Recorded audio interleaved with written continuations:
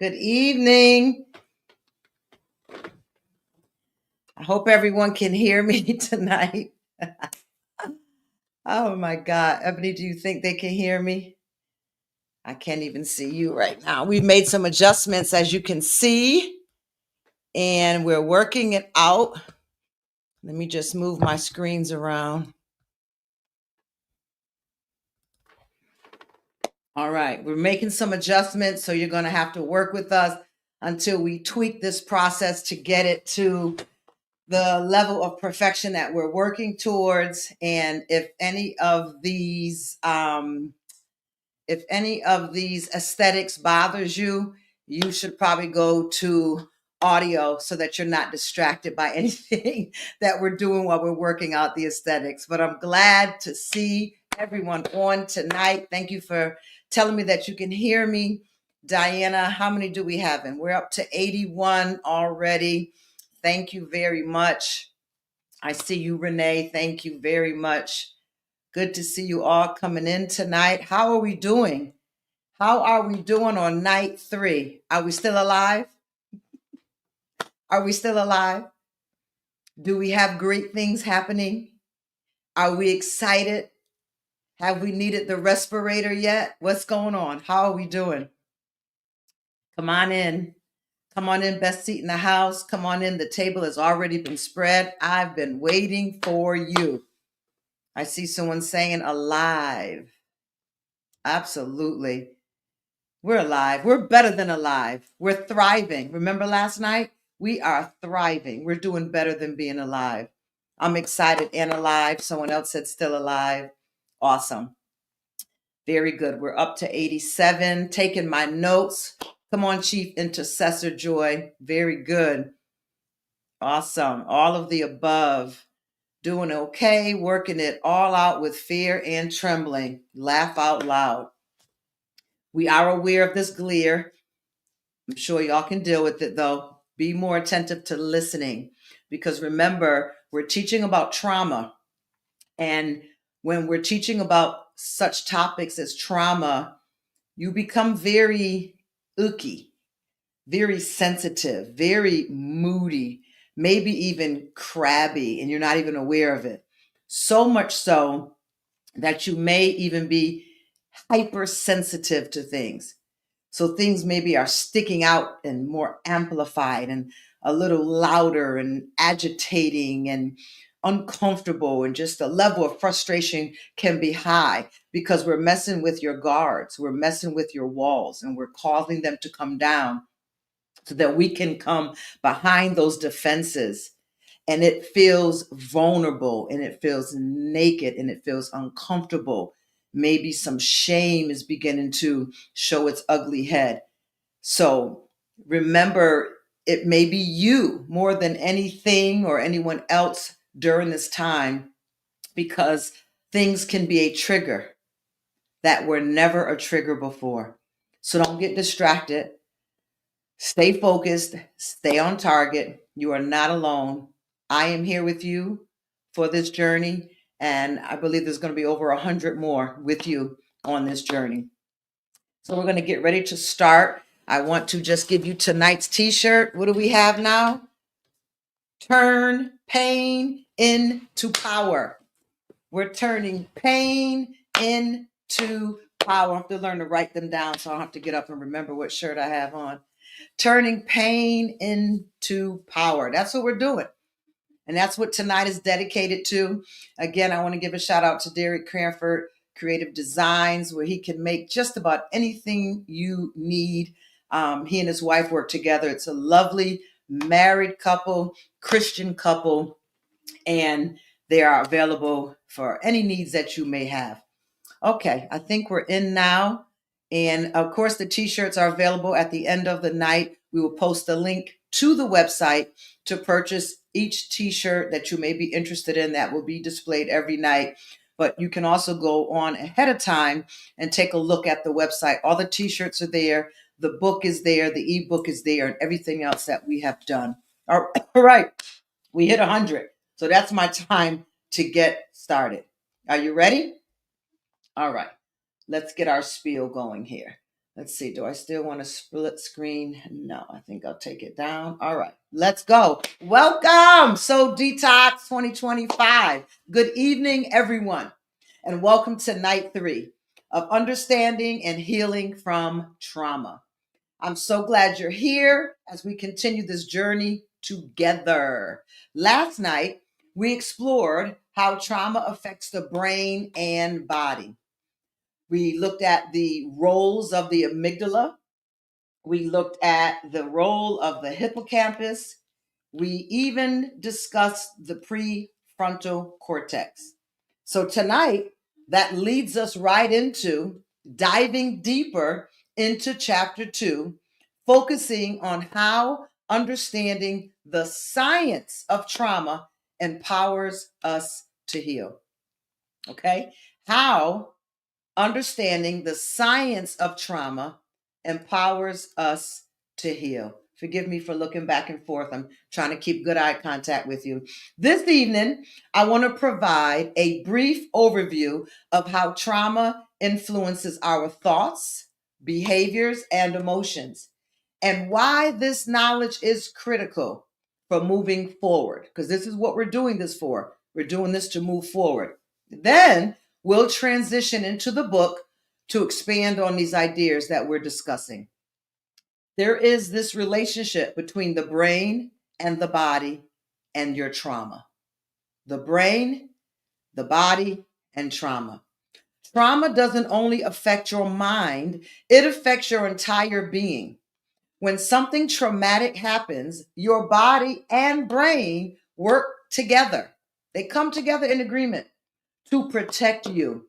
Isn't that wonderful? So let's briefly recap how this works. The amygdala. Does anyone remember our giving statement word for the amygdala? It's your internal alarm system. The amygdala works as your internal alarm system, signaling danger and activating your fight, flight, or freeze response. We talked a little bit about those responses as well, and we're going to go much deeper into those. The hippocampus, anyone remember what is the statement line that we use for the hippocampus? That processes and organizes memories. Processes and organizes your memories. But it may become overwhelmed during trauma, making it difficult to store these memories as past events. And lastly, we talked about the prefrontal cortex.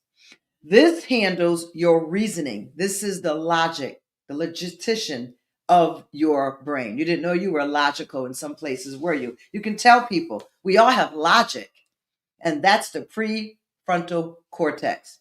It handles reasoning and decision making that can shut down during moments of extreme stress, leaving you reactive rather than rational. You see how we can set it off on the wrong way? It can leave you reactive instead of rational. The response is helping when you're in real danger. It's part of how God designed us to survive. However, after trauma, these symptoms can stay stuck in overdrive, making it feel like the danger is ongoing even when you're safe. So why does understanding trauma matter? So glad you asked. You might wonder, why do I need to know all of this? Isn't it enough to focus on healing emotionally? Here's why understanding the science is so important. Number one, it removes the shame. There's a lot of shame that comes with most traumas. Knowing that your reactions are biological and not a sign of weakness or failure can help you release self-blame and embrace self-compassion. For example, if you've struggled with anxiety or hypervigilance, it's not because you're too sensitive. It's not because you can't handle stress. It's your brain doing its best job to protect you, even if it's not always helpful in the present moment. Number two, it equips you to heal. When you understand what's happening to your brain and body, You can get used to targeted tools to address it. We can teach you some targeted tools over these 30 days and beyond to help you address what's happening to your brain and your body. So you don't have to stay in hypervigilance mood. You don't have to lose your rationale, your logic side of your mind. So these tools are going to equip you to heal you. And when you begin to understand what's happening in your brain and your body, these tools will become handy because you've learned them here and beyond. And it's going to change your life, your response. It's going to release the stress levels in your life. And I believe you're going to see an improvement in your relationship with yourself first and then with others. Remember, it's your brain doing its best to protect you, even if it's not always helpful in the present. And then we talk number 2, it equips to heal you. When you understand what's happening in your brain and your body, you can use these tools ongoing for the rest of your life and become perfected in them, where they're not even just a habit anymore. They are just a part of how you respond instead of responding the old way. And some of these tools, for instance, is mindfulness. And we're going to talk about mindfulness and the spiritual Christian mindfulness. We're going to talk about grounding exercises, which can cause the amygdala to calm down. Journaling is very, very good for the hippocampus because journaling helps organizes your memories, and therefore it actually is retraining the hippocampus and how not to always be flooded with bad memories or not remembering certain events or traumas or things the way you think they happen, but taking the time to journal it out. You will be surprised. This happens a lot, but you will be surprised how some of your memories, because of time, has become more of an untruth of the events. Because of the trauma, there's this distortion of memory that over time changes the story in us a little bit. And sometimes it makes it less memorable, but sometimes it makes the story more impactful, more traumatic, more of a victim for us. And we're going to talk about how not to be a victim anymore. And then you're also going to find out how trauma shrinks your brain. And this is why some of us, they talk about the different reasons for memory and the epidemic and pandemic and all the things that were going on. But a lot of us have memory issues, short-term, long-term cognitive issues because of trauma. So when we begin to identify the trauma, start dealing with the root of the trauma, we can increase our memory, our comprehension of things. So it's not that you're sensitive, it's not that you're getting old or have a bad memory. There's people nowadays living past their hundreds and they have full memory. Why are we at 50 saying we're old, 60 saying we're old, 30 saying I'm getting old brain, I have fog brain? No, there may have been a trauma in your life, a traumatic event that has not been dealt with, and it has caused a part of your brain to shrink. And when that part of your brain shrinks, it causes you to lose memory. Isn't that interesting? So we're going to equip you with these things, again, such as mindfulness, grounding, and journaling. I know a lot of us do not like to journal, but it is so important to journal. I had to make myself journal. And now I write everything out. I love it. And it's actually very healing. And again, it helps the hippocampus get the right message and not the message that's going to torment you or give you these intrusive thoughts or always keeping you in victimhood. So number 3, it validates your experience. Trauma responses can make you feel isolated. Trauma alone can make you feel isolated. Trauma responses can also feel isolating, but knowing that they're common, they're predictable, and most important, treatable gives all of us hope. You're not alone. I'm going to say this every night. And you're not broken. Your brain is doing what it was designed to do to help you and to heal you. So here's some key insights before we jump in the book tonight. Let's take a moment to reflect on how this knowledge can be applied practically to our healing. 3 things I want to give you. 1, Awareness is the first step. Awareness is the first step. Simply noticing you're triggered or reactive helps you take back control. Did you hear that? It's only day 3. Does anyone have step 1? Does anyone have this step already active? I am now aware. Period. You don't need anything more, nothing deep, nothing extravagant, nothing well said. All you need to know is I'm aware now. I'm aware of what trauma is. I'm aware of the parts of the brain that is affected by the trauma. I'm aware that some of my traumatic events may be acute, some may be chronic. You also should be aware by now that they can affect either and or your emotions, your physical body, or even spiritually. They can affect you. So you're aware now. You're doing the work. You've stepped your foot in. So that's the first step, simply noticing and becoming aware. And now, what do I want you to start noticing on tonight? I want you to begin to notice when you're triggered. Pay attention to your triggers. What irritated you? What aggravated you? What put you in a mood? Sometimes you could be watching a movie and all of a sudden, you're in a mood. Or you were just on the phone with someone and things were great and you were making good plans and you don't want to go. Or you're out in the middle of having a good time and you just lost it. That's the hippocampus. And it's trying to balance you out with memories that you don't need right now. So learning these tools and becoming aware of these situations and aware of your triggers can teach you how to course correct. Because this is going to sound strange to many, but our mind, our brain can lie to us. That's the truth.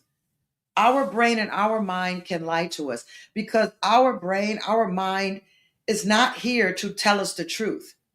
We learn the truth and the truth shall set us free.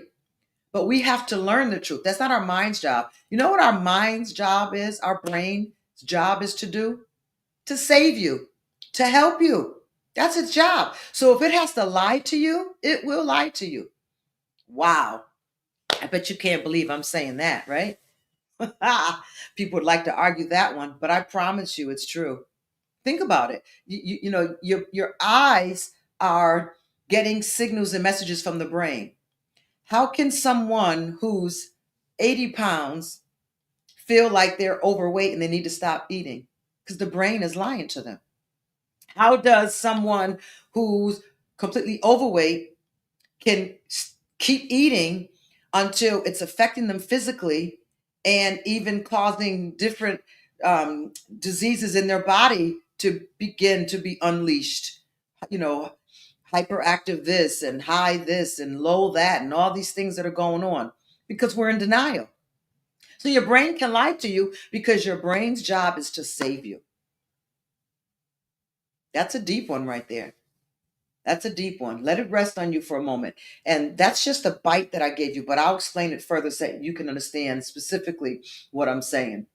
But your noticing your triggers is very important. Notice when you are reactive, helps you take back control of your life. For example, if you feel your heart racing or your breathing quickening, you can recognize that your amygdala is signaling a perceived threat and practice your calming techniques immediately. Perceived threats, amygdala kicks in. Why does the amygdala kick in? Come on, let me hear it. Because it's the alarm system. That's why it kicks in. It's doing its job. It's an alarm system. And as much as I appreciate the alarm in my house, sometimes it really gets on my nerve. It goes off when there's not a real danger. If there's a little smoke that came from the oven and it hits right where it is, the alarm goes off. The alarm people are on the phone. Hi, are you guys safe? What's your code word? It's like, oh my God, are you kidding me? It's a little smoke. We spilled macaroni and cheese in the oven. Like, why is this alarm going off now? Same way in our body. It might not be a real threat, but it recognizes that something is perceived as a threat. It sends the alarm off. And then you got the intrusive thoughts coming in and say, what's the password, so that we can turn off this alarm and not have the higher powers of the fire department or police department or paramedics showing up. It's happened to me a couple times. So what is the code word? I need to journal. I need to do some grounding. I need to go into prayer. I need to take a walk. These are the things that will reset the alarm from going off. You getting me a little bit better? All right. Thank you, Prophet Mike. That was a great correlation. Needed that. Yeah, that's his job. And just like my alarm here. And can I be honest with you? I would rather take this alarm out of my house. I don't like it. I don't like anything about it. It's an inconvenience getting up. It's an inconvenience coming in. It's an inconvenience going out. It's an inconvenience moving through the house at night. It's an inconvenience when we just burnt some cheese in the oven and the alarm is going off. And then I got to run. First, I got to remember the code, run to the box, hit the code, answer the phone. It's like, I'd rather take it out. But because of the value of the home that I live in, come on, somebody, the value of the home that we live in, the insurance company demands that the only way they will insure the house is if I have this serious carbon monoxide, fire, paramedic, and police alarm system on the house. Your higher being sees just how valuable you are.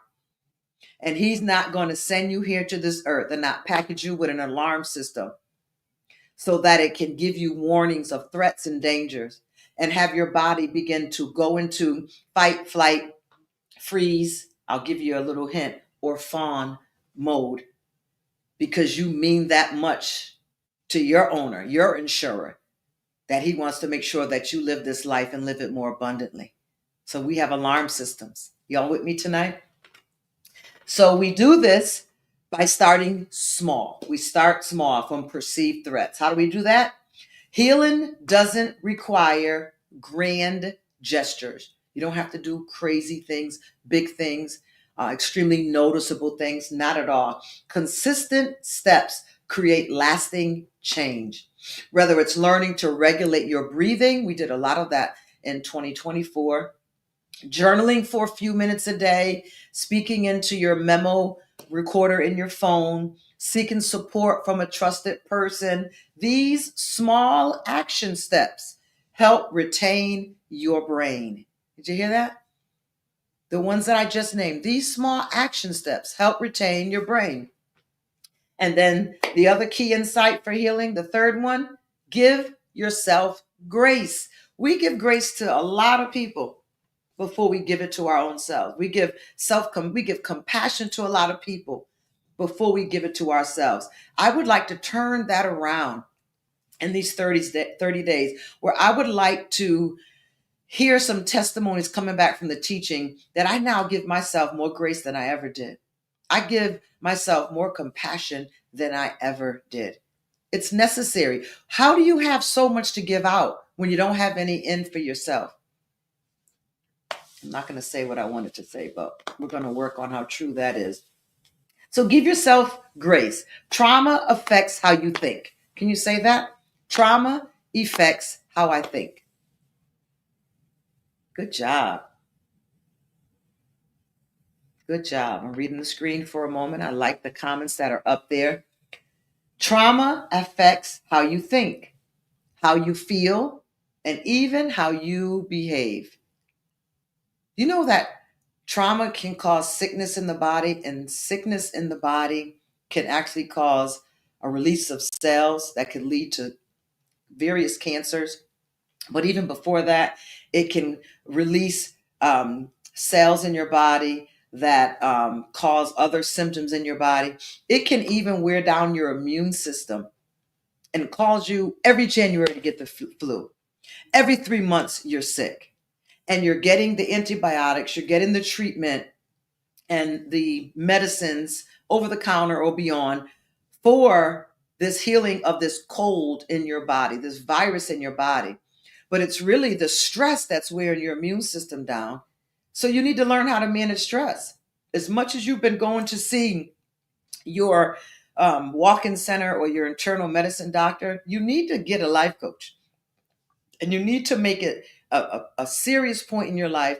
You need to have some grace and commit to at least a year and have made up in your mind. One of the things I want to learn is how to cope with stress.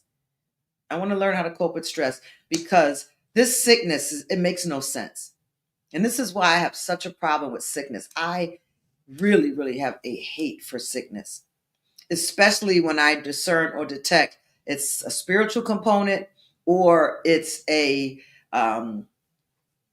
depressing or oppressing component that keeps causing the same symptoms or the same people to be sick all the time.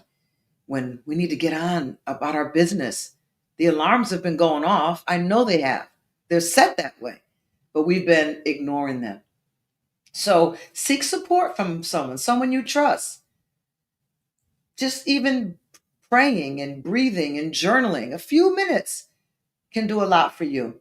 And when you give yourself grace because trauma affects how you think, how you feel, and how you behave. But it's not the final word on who you are. And there's the grace. Woo! I love that right there. You are capable of healing. And it's okay to take the time you need to heal. So, as we transition into the book, we're going to start at chapter 2 tonight. We'll explore how these principles are explained all again thoroughly in chapter 2, focusing on how trauma is stored in the brain and the body and what that means for your recovery. Pay close attention to the practical tools and examples provided in the text because they are here to support you on your journey. Before we dive into the book, I want to leave you with this question to consider. And when you write these down every night, we have soul work that we give out here. In the book, they're already in there. You can jump ahead, and then maybe the conversations on live will help you think a little deeper or understand it in another way that you didn't understand it. So that's your soul work from the book, exercises.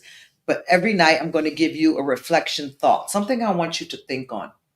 And tonight's reflection thought is, what have I noticed about my responses to stress or triggers, and how might understanding the science of trauma help me to feel more empowered?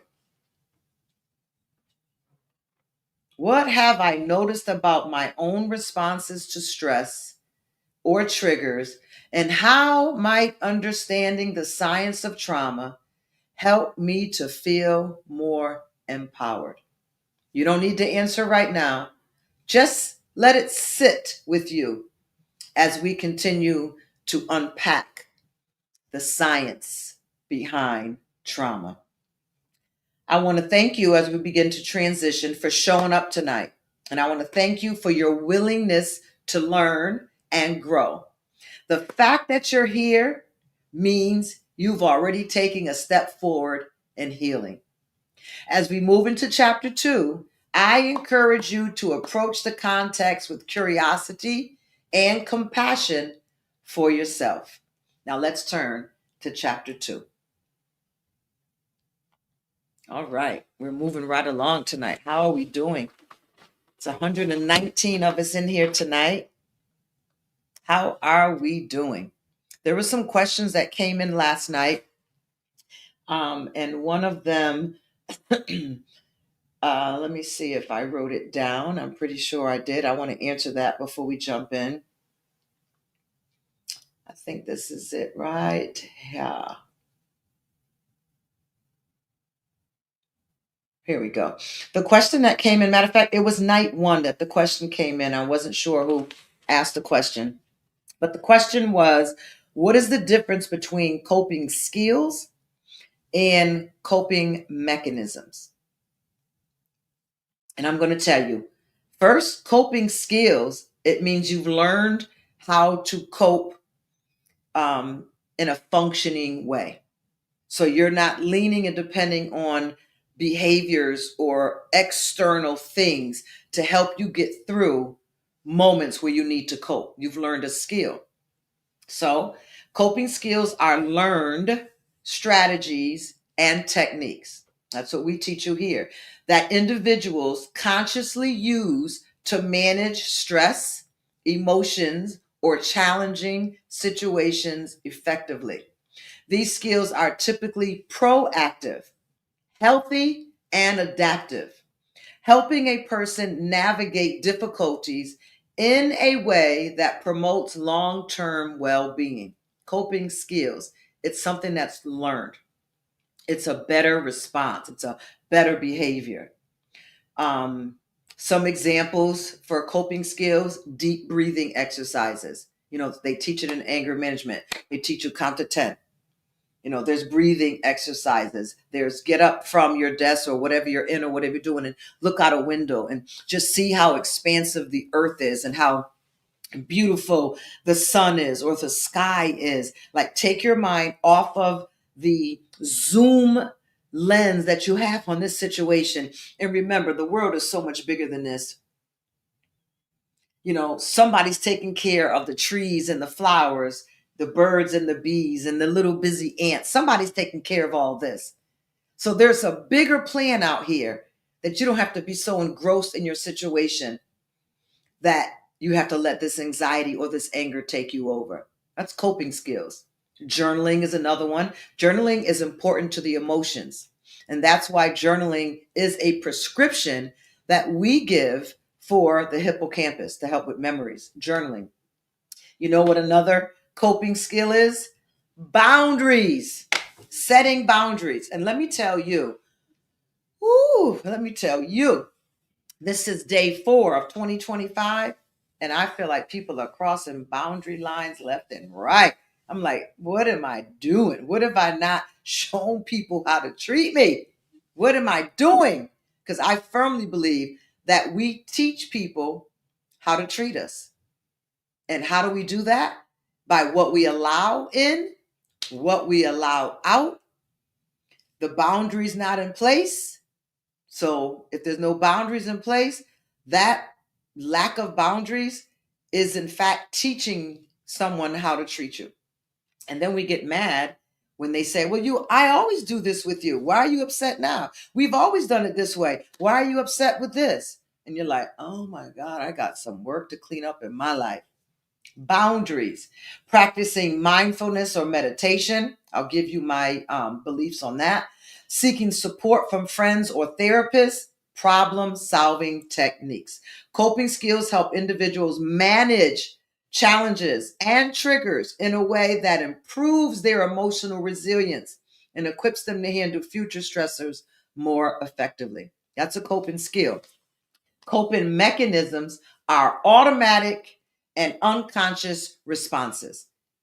Think about it. It's a system that kicks in place. You say something bad to me, you look at me wrong, you ignore me, you don't respond back to me, you don't answer my phone calls, you don't answer my texts, whatever a trigger could be for you. Coping mechanisms are automatic and they're often unconscious. You're not trained to respond in a better way. Coping mechanisms are automatic, often unconscious responses that people use to manage stress or emotional discomfort. They are natural reactions that in most cases are not helpful. Some are, but in most cases, they are not helpful, depending on the mechanism and how it's applied. Some features of this: automatic or habitual, often used without much thought. You hit me, I'm going to hit you back. That's it right there. Some of them may be healthy, some may not. Coping mechanism can be constructive or destructive, depending on the context and frequency. If you are triggered in some incident and you always end up having to have a meeting with someone or having to go into the principal's office, the pastor's office, the boss's office, or the judge, baby, you got coping mechanisms and you need to learn some coping skills. Another feature is it's rooted in your instinct. You've learned this somewhere. You've picked it up. It's been modeled before you. So it's rooted in your instinct. These often develop as a survival response to trauma, stress, or emotional overwhelming. So do you hear the fight or flight or freeze in that?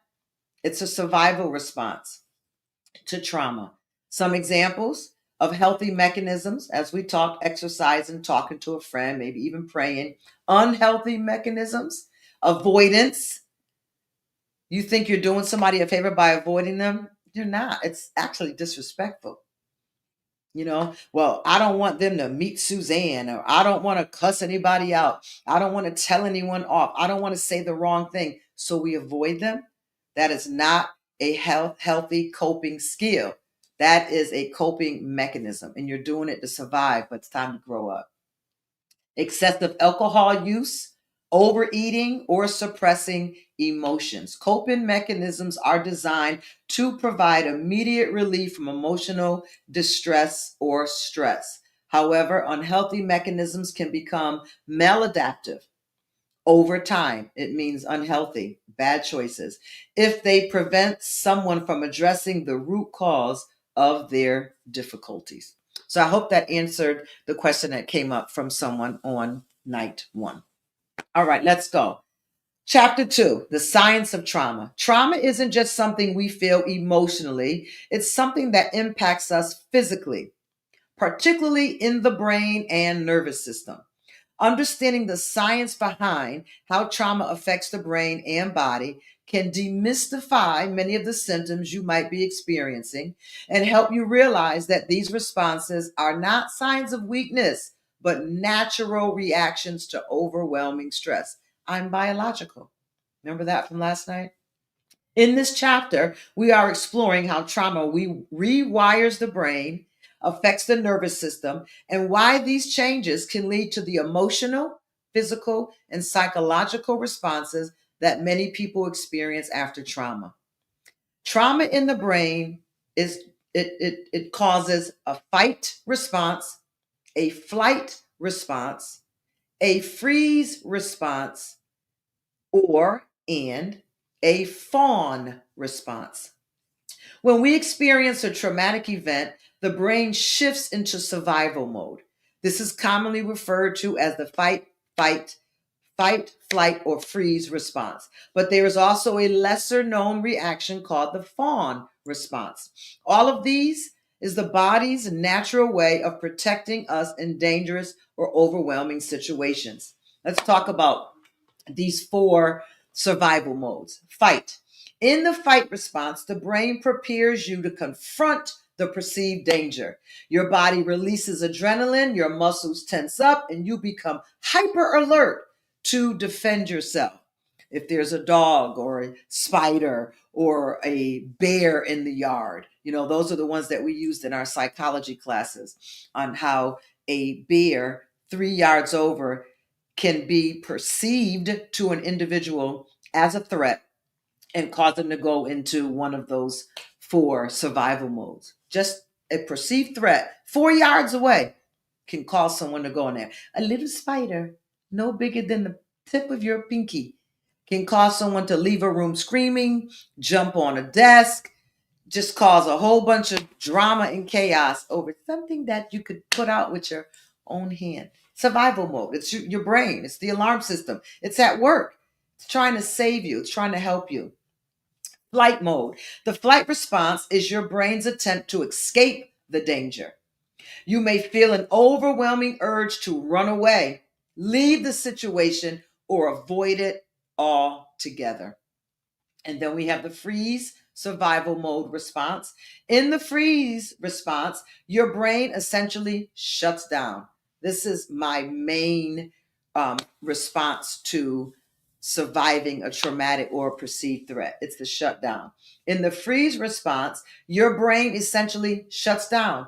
You may feel stuck, paralyzed, or unable to take any action at all. This response can be incredibly frustrating because it feels like the inability to protect yourself, but it is actually a protective mechanism meant to keep you safe. There's been times I've wanted to respond with fight and I just freeze. I can't believe they said that. Sometimes I refer to this as also the deer in headlights. You ever have a conversation with someone or watch someone respond to someone and it's like a deer that's got caught in headlights and you're like, ooh, they're too calm. Ooh, they didn't respond to that. They went into freeze mode. But we can come out of freeze mode and we can go into fight, or we can go into flight as well. But these things can cross over and cross paths. And then the last one is the fawn. We hear a little bit about this, but it's starting to become more popular over the self-help and the counseling therapeutic tables nowadays. The fawn response is lesser known survival mechanism in which you try to appease or please the perceived threat. This is often seen in people who have experienced prolonged trauma, such as abuse or neglect, where survival meant keeping the peace. Can anybody connect with that? That makes a lot of sense, right? For a child, where are they going to go? Who can they fight? Freeze is what they've done. But there's another one that's fawn, where they've learned to please the abuser, please the bully, please the aggressor, please the molester, so that they can survive this traumatic experience, because the brain kicked into survival mode, and the survival mode says, please them, come out of this thing alive. And this is what the brain is doing. Each of these responses is controlled by the part of the brain of the alarm system. What is that? The amygdala, which is responsible for detecting threats and initiating survival mechanisms. When the amygdala senses danger, it activates the fight, flight, freeze, or fawn response to help you survive. These responses are automatic, which means you do not have control of them. And you don't consciously choose them. They are the brain's instinctive reactions to danger. So, how does trauma rewire the brain? I'm glad you asked. I love it. Thomasina said it's interesting. I love it. I eat this up in class. This is why I'm able to write books, because when I have to turn in a paper, I just amplify what I'm learning. I study more. I dive into more information. And I was sharing with Anya the other day when she was like, you're able to write a book a year. I want to write 3 books a year. I know preachers and teachers that are writing books from sermons that they have given. If you get sermons and they become in a series, or if you have a sermon that you bring to me and I'm telling you it's too much, it's too long for a Sunday morning, baby, you're working on a series. Start making chapters. When you preach or teach or you're a student, writing books should be essential for us, because we're already in the writing and the paper and the flow mode. The scribe mode is already there. So that's what I do. And when I have to write a paper for a class, it usually will come to me and I'll say, people need to know this. This is going to be a book, or this is going to be a book, and this is going to be so detox for a 2020 whatever. And I truly been wanting to do something on trauma for 3 years, but I wanted to make sure that I was ready, that I had done the majority of my work. I didn't want to be breaking down on here myself, and that I passed my classes, and that I was well educated in what it is that I believe people need to learn. I believe there's been a very positive turnaround in psychology globally, because psychologists were never able to educate their client.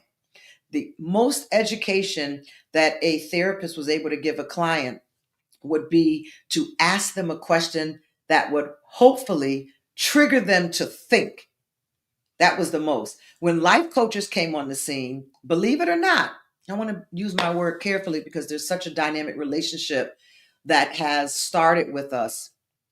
But it's called the therapeutic movers and shakers to start re-looking at the therapeutic process and saying we need to start educating the people more. And that's what life coaching is. We educate you on what's going on in your body, why you are responding like this. And once we identify these things, we begin to help you do the work to move forward, putting you from reverse or neutral into drive. Therapy kicks in when you're unable to do that. And you need a therapist, a licensed professional, a psychologist or a psychiatrist to help you go down that rabbit hole and find out, why can't I move forward? But a life coach's job is going to help you identify, help you become aware, and help you put application, rubber to the road. So these things that we're talking about, the survivor mode, the four that I just named, they're instinctive, they're unconscious, and they're chosen for you. So if you're like, man, I wish I had the fight mode more, they're chosen for you. You don't really have a choice. I believe that it might have something to do with your childhood. If you came from a home perhaps that it had a lot of physical violence, or the family, fought a lot, you saw a lot of hands-on activity, you might either be very physical, and so the fight might be more of your survival mode, or you may be at the other end of the spectrum and you just can't stand fighting because you were raised in fighting. So you might end up in more of a freeze mode. If you had very aggressive parents, you may be very aggressive. You may be in a fight mode, or you may end up at the other end of the continuum because you could not stand aggressive people. Aggression to you meant that tempers are going to flare. People are going to start fighting. Somebody's going to get hurt. Police may end up coming, the escalating mode. So you may end up in a fawn survival mode because, look, let's keep the peace at ground level so this stuff doesn't escalate. And it's what we learned in childhood. And I believe that really has a significant connection to the survival modes that's unconscious and unchosen by us. So how does trauma rewire the brain? After trauma, the brain does not just snap back to its original state once the threat is over. Instead, trauma can leave a lasting imprint on the brain structure and functioning. Let us break down the key areas that the brain is involved in trauma. We talked already: the amygdala, our alarm system, the hippocampus, our memory system, and the prefrontal cortex. It's at the front of the brain, and it helps with logic, rational. It helps with decision making, impulse control, and rational thinking. After trauma, the prefrontal cortex can become underactive, which is why trauma survivors often struggle with concentration. Do you hear this? Trauma survivors often struggle with concentration, decision making, and regulating their emotions. What is the nervous system's part in trauma? Trauma affects not only the brain, not only the body, but the entire nervous system internally, the entire nervous system. When we experience a traumatic event, the body's sympathetic nervous system is activated, flooding the body with stress hormones like cortisol and adrenaline to prepare for immediate action. This system is responsible for triggering the fight, flight, freeze, or fawn responses. However, after the traumatic event, the parasympathetic nervous system should kick in. It should take over, bringing the body back to a state of calm. For many trauma survivors, this calming process does not happen smoothly because the body stayed at high alert, resulting in ongoing symptoms like hypervigilance, feeling constantly on edge, or scanning for danger. I know people that can't walk in a room without scanning the room for danger. And they'll tell you, it's not looking for danger. I'm just checking out the vibe. They're looking to see danger. Trust me. In different levels, danger can show up and be perceived by people. So it doesn't always mean danger where you're going to get hurt or fight. It could be someone going to reject you. Who it is that's going to be in that room that you're going to have an issue with. That's a perceived danger. That's a perceived threat to some individuals. And people are hyper vigilant about things. Like they can't even enjoy an atmosphere because they're hyper vigilant on who's there and who's looking at me and who's not liking me and who's got an issue with me and who didn't speak to me. And yeah, you get me. It also has to do with increased heart rate. Your body stays in a state of physical tension, difficulty relaxing or sleeping. Because your nervous system remains in survival mode, it will affect you relaxing and sleeping. Some people sleep, but they cannot relax. They sleep, but they do not have that time before sleep where they can relax. They can't, after their meal is done, they're standing up at the table. They can't even sit down in a chair and have tea or coffee or just conversation with people. As soon as that meal is done, You start seeing the anxiety in them. Some people can't sit still in the movies, in church. Some people can't sit still in a class. They've got to go to the bathroom. They need a cigarette break and they don't even smoke. You get where I'm going with this, right? This is the anxiety, and it has them in nervous mode. And it could have been a trauma that happened when they were young. And because they didn't do this work, it's still in hyper vigilant mode today. It's real. Watch how people are fidgety and agitated. They can't sit and they can't conversate long, and their eyes are over the place. Their leg is moving. They're biting their nail, or they're flipping their hair, or they're just even spaced out. They've gone into a flight sense of thinking, and it's no danger going on. This is what it has done to the nervous system. So, difficulty relaxing or sleeping, emotional numbness, or disassociation. The body's way of protecting itself from shutting down and overwhelming you with emotions causes you to go into numbness or disassociation. When the nervous system gets stuck in survival mode, the long term stress it creates can lead to conditions like anxiety disorders, which are on high alert. I'm only going to speak for our country right now, but it's in high alert in our country. It's the majority of our country is suffering with anxiety disorders. They blame it on COVID. I think COVID just revealed what was already there. And having to shut in the house and lockdown, worrying about our jobs and our health didn't help at all.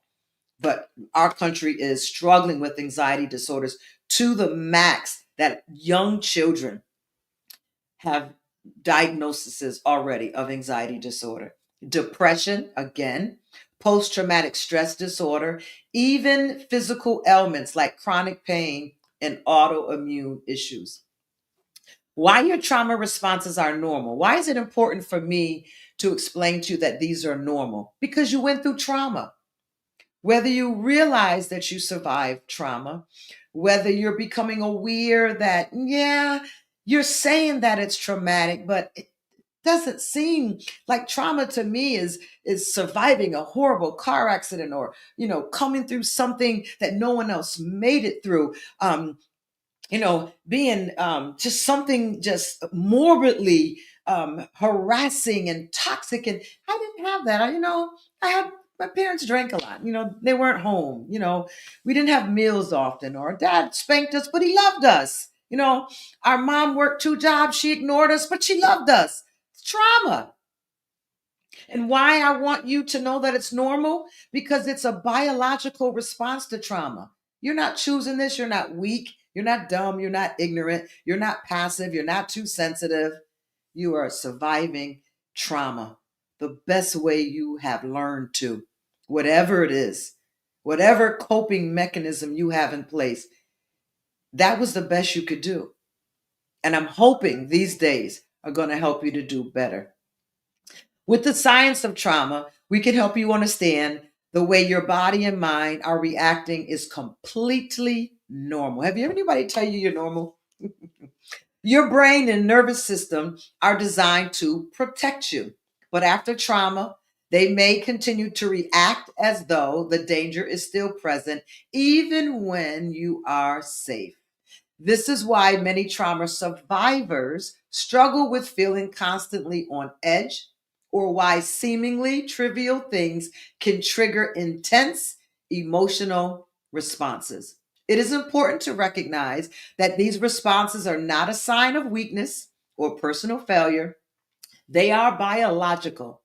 Healing does not mean erasing these responses, but learning how to manage them so you can feel more in control of your mind, your body, and your life. Here's your workbook exercises. We're a little bit over time, but here's your workbook exercises. And these exercises you're going to explore on your own personal journey how trauma has affected your brain and body. Take this time to reflect. Stay in the room that you're in, or the posture that you're in the chair, in the office, in your bed, wherever you are, and just take a few minutes. Can you maybe take 15 or 30 minutes before you rush back in to the duties and chores and calling and the rooms filled with people, and just go over these reflective soul work questions? The first one is, What are your most common trauma responses? Reflect on whether you tend to react with fight, flight, freeze, or fawn in stressful situations. Some people, I'm a world traveler. I like to travel. I like to travel. I like to travel. I bet you that's a trauma response. I know you like to travel, but hypervigilance. There's people that I just got to run to the ocean. I don't know why I love the water. I don't know what it is that water does to me. What's your trauma response? I'm helping you out tonight. You may have a combination of responses, or you might rely on one or more than the others. Or or might rely on more than the others. Write about a specific situation where you notice these responses. It can be something of recent or something of the past that you are now getting an awareness, a revelation of. That's why I responded that way. Number two, what physical symptoms do you experience in response to trauma or stress? Do you notice things like increased heart rate, difficulty breathing, muscle tension, headaches, or stomach problems? List your physical symptoms that you experience in times of high stress or after a traumatic event. Number three, how does your body feel when you are in a state of calm versus in a state of alert? Take a few moments to compare how your body feels when you are relaxed and safe versus when you are anxious or on high alert. Describe the difference in your body sensations, your posture, and your breathing. And fourth, have you noticed any patterns in your memory or decision making since experiencing the trauma? Think about how trauma has affected your ability to concentrate, make decisions, or remember events. Do you have trouble focusing or finding that certain memories are hard to recall? Once you've done the work, my job is to keep you to move it forward. And now that you understand how trauma affects your brain and body, you can begin to see these responses. While difficult, are rooted in your biology. The key to healing is not to fight these reactions, but to learn how to regulate them and bring your body and mind back to a state of balance. As we prepare to close out tonight and we wrap up chapter 2, I want you to take a moment and breathe with me. And I want you to do this 3 times. This is what we do. Are you ready? Sit as comfortable as you can. And even with that, were you sitting up tight? Were you holding your calves tight or your toes tight? Were your hands clenched? Did you feel any tension in your neck with any of the words that I read tonight or that you heard tonight? Was there a response in your jaw? Was there anything that happened with memories flooding you all of a sudden? Pay attention to those things because they're important. Now we're going to breathe in our nose and out our mouth, and we're going to do this 3 times slowly. Do not take big breaths in your nose. Do not release the oxygen out too fast because that can cause you to get dizzy. Just slowly give yourself grace, give yourself compassion, and let's breathe in our nose together. You ready? Go. Now breathe out. Sometimes you can do that and you can say, I love you, Suzanne. Breathe in your nose and breathe out your mouth. You can even say, I forgive you, Suzanne. Come on, breathe in your nose and out your mouth. You're not weak. You're not passive. It was a fawn state. You wanted to keep the peace. Just breathe in your nose and breathe out. And that's it. Are we doing all right tonight? I'm going to read your comments. Unfortunately, with the new setup, my solutionist secretary, Ebony, is keeping up with the comments. I do go over them after we turn off tonight, and she and I will go through them together and make sure that questions are answered. And if we need to email you, if you're registered, and you should be registered on the website, we will send you an email asking for information or giving you the information that you need. T-shirts are online. Remember to listen on Amazon, Audible, um, any place where you have your podcast. It's so good to listen while you work or listen while you lay in bed. Please hit like if you can. We had over 180 people on last night. I think 41 liked. So please hit like. That really helps, especially if you're unable to give stars or donations or anything like that, so that this work can go on beyond this 30-day live stream. Please make sure that you hit like, hit share if you know someone that could be blessed by something like this. If you're on Facebook, can you hit 2 stars tonight? And if you still don't know how that works, you can inbox Ebony. You can inbox her from the website or post it on the screen. She's going to respond to all the comments that come in and ask her, how does this stars thing work? I think I looked, I don't know, they 29 cents each or something. And we're just going to challenge you each night to sow so many stars in. And again, if you'd like to give, you can give on Cash App, PayPal on the website, Venmo, Zelle, all those places. And we're going to do some great things. And I'm considering January 31st is our last evening together. I'm considering doing something special that I'm going to share on tomorrow night. So your donations will surely make that happen.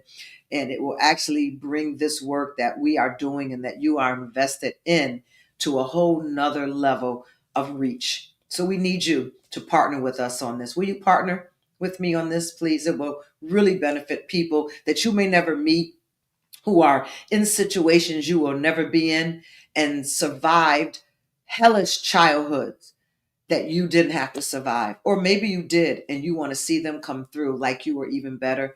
Your seed helps. Whatever you can sow, we appreciate it. We appreciate those who sow every single night their amount for 30 nights. We appreciate you as well. No one goes unnoticed. And if you cannot do anything of those terms, will you please hit like? We appreciate that so very much. I want to thank you for being with us tonight. I'll see you tomorrow as we continue exploring how to recognize trauma in your life and begin identifying triggers and patterns. Until then, rest well and remember, healing is possible and you are not alone. And I wish above all things that you prosper and be in good health, even as your soul prospers. God bless you and good night.